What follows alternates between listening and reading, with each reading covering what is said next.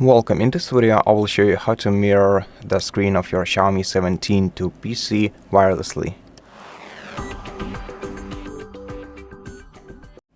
So first of all, you're gonna have to make sure that both your Xiaomi smartphone and your PC are connected to the same Wi-Fi network. And if they are, go to Settings, then go to More Connectivity Options.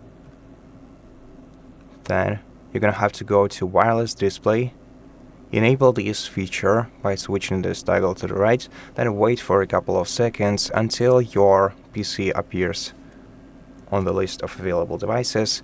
Tap on it and then confirm this action on your PC by selecting Allow once or Allow every time and tap OK.